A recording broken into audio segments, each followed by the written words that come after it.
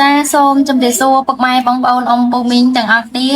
ចានេះគឺជាឱសថធម្មជាតិរីណូដែលដោះស្រាយរាល់បញ្ហាតម្រឹងនោមទាស់នោមញឹកនោមដាច់អតេអតៈនោមមកបែកកពុះទឹកនោមឡើងលឿង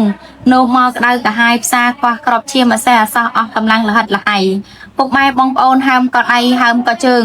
មានមេរោគនៅក្នុងតម្រងនោមច្រើនមានថាសារធាតុជាតិពុលនៅក្នុងតម្រងនោមច្រើនធ្វើឲ្យមានបញ្ហាឡើងកទួលរមាស់ធ្វើឲ្យពុកម៉ែបងប្អូនមានបញ្ហាខ្មៅក្រំភ្នែក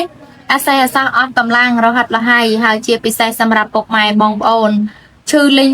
នៅចង្កេះនោមមកឈឺហួលឈឺពងហួរនោមឈឺលើស្ងាចុកអួលចាពុកម៉ែបងប្អូនសូមជ្រើសរើសជាមួយនឹងឱសថធម្មជាតិរីដូយកទៅពិសាបាន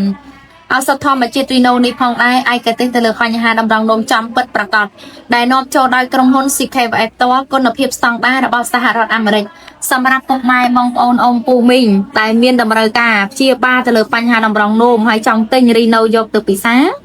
តអ្នកតំណងមកចូលភ័យអ្នកគ្រូឬមួយក៏ខលមកតាមលេខទូរស័ព្ទអ្នកគ្រូដែលខាងអ្នកគ្រូដាក់ជូននៅខាងលើទាំង3ប្រព័ន្ធបានឱសថធម្មជាតិរីណូមួយកំប៉ុងមាន60គ្រាប់ពុកម៉ែបងប្អូនពិសាបានមួយខែពេញហើយមានការប្រូម៉ូសិនបញ្ចុះតម្លៃហ្វ្រីសម្រាប់ដឹកជូន25ខែក្រុងសម្រាប់លោកតាលោកយាយពុកម៉ែបងប្អូនអ៊ំពូមីងតអ្នកតំណងមកក្នុងថ្ងៃនេះខលតាមលេខទូរស័ព្ទក៏បានឆាតចូលក្នុង Face ក៏បាន